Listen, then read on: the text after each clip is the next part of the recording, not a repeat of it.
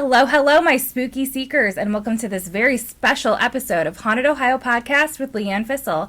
Today we have a very special guest, Tya. Hi. Hi. So we are going to talk about all things supernatural, I guess is how we would Supernatural-ish, yeah. Yeah, that's a broad term. Yeah, but I think it would encompass it all. I mean, works.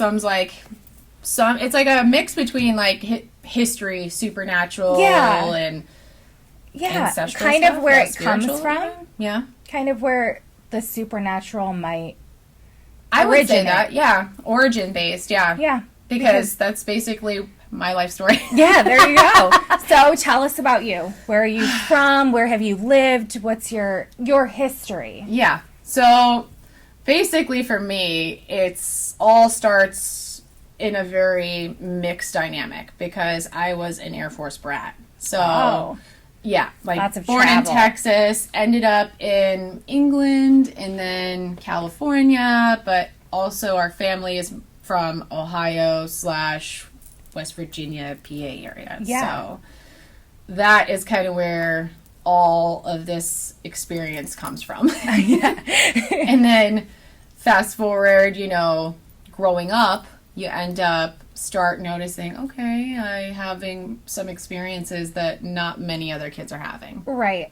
And then you start Especially, backtracking. and you're traveling through that, so you're getting like so many different spaces and different energies and different types of experiences. So does England, I would have to imagine, has more of a presence than when you're in the U.S. because of the history and how ancient even like It's a the very buildings are. deeper, older presence. Yes. Versus a newer, more Chaotic. free-flowing.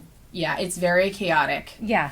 And that was like where I noticed, I can recall back as far as, they're between the ages of, so I was born in Texas and then we moved right out there. I think I was like 2. Yeah. So from 2 to 5. And very impressionable ages. Mm-hmm. That's when you really start kind of For getting sure. those core values and beliefs and things. And I remember people joking with me, like the teachers, they'd be like, oh, you're just a little wild child, fairy child kind of thing. Yeah. And you're like, what the heck do they mean by that? Well, now I recall back as a kid, we're out there making daisy chains kind of thing. And I remember seeing When little they friends. say fairies over there, they literally mean They're different fairies. kinds. And I learned that the hard way too. Yeah. There's different kinds. Those were the fun kind.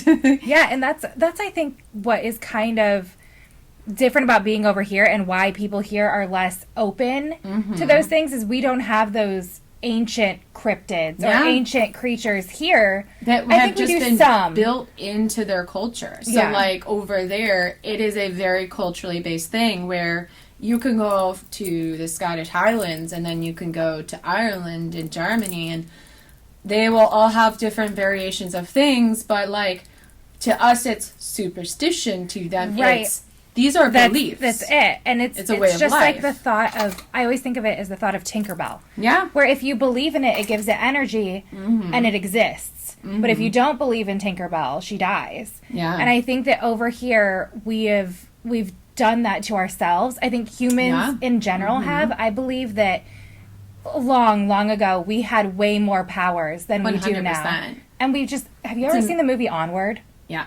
I believe it's so funny because we're watching that and I told my husband, I go, Yeah. this is what I try to explain to you all the time. I truly believe that this is what it is, the mists and, people giving up on that way of life and taking more technology has killed It's a that. desensitization, like, people have all different theories as to why we stop having the types of energetic sensitivities we do, but it's really you transfer it from one thing to another. Say, like, over there is that energy transfer. We went to the Highlands and we go and visit Stonehenge, right? And guess who runs under the barriers and hugs the rocks? Yeah. And everyone's like, no. But I remember when I was there in that moment, it was like a beaconing. And it's kind of funny because I kind of wish it was like a Outlander moment. I had a chance. Yeah, I did it. But I when I remember what resonated with that show and those books, even when I was reading them way back, is like when she describes that like some people can hear the stones and some people can't. It's a thing. Yeah. And that's why, as a kid, I ran and I hugged him, because it was this beaconing. It was this, like, warm, resonating sense. And, like, to me, like, you think hot stone, people are like, oh, whatever. But, yeah. I mean, so it's a thing. You were talking to me before about the energies in North and South Ohio. Yeah. And I grew up, we lived up here, but we had a house in Athens, like in a cabin. Yeah. And I remember feeling just so much better there than I do here. Just everything inside of me felt better out there in the middle of nowhere in Athens, Ohio, than it does up here. I've noticed physically that, and everything. It is a more heightened energy here, but it's a different type. And, like, that's where I started digging more into, like, the history stuff, because of, like, thinking I've had all these different experiences, you know, spiritually, supernaturally. Yeah. And they've all felt different.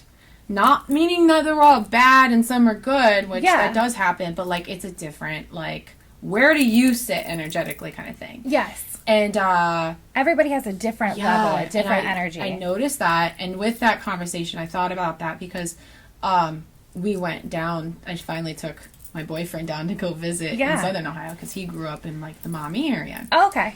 And he couldn't. We let, like, it, not a tired feeling, but that very deep sense of relaxation, right? Yes. We noted, we're like, oh my gosh, like, you know, we have, like, why do I feel so tired but so relaxed? And it's like the hills, it's just more of a soothing, easing presence.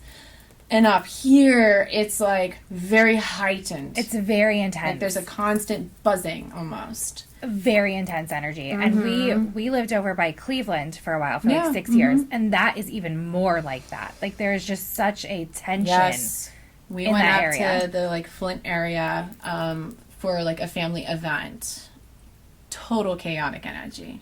And the more I've looked into the history in that, there's a lot more of displaced, like, between World War II. Yeah. Like, cemeteries that they never knew about. Yeah. Like, little Indian You burial just never grounds. know what it is. You don't know what's there, all these things know? coming up that it's like, okay, there's a lot I've lost and forgotten. Yeah. And there's also a lot of limestone up here. Like, Yeah. more limestone than you have down there. I think caverns and caves and granite and clay. Mm-hmm.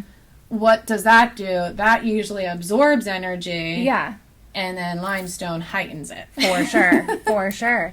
So we're going to take a little break and we'll come right back to you. Yeah. Thanks.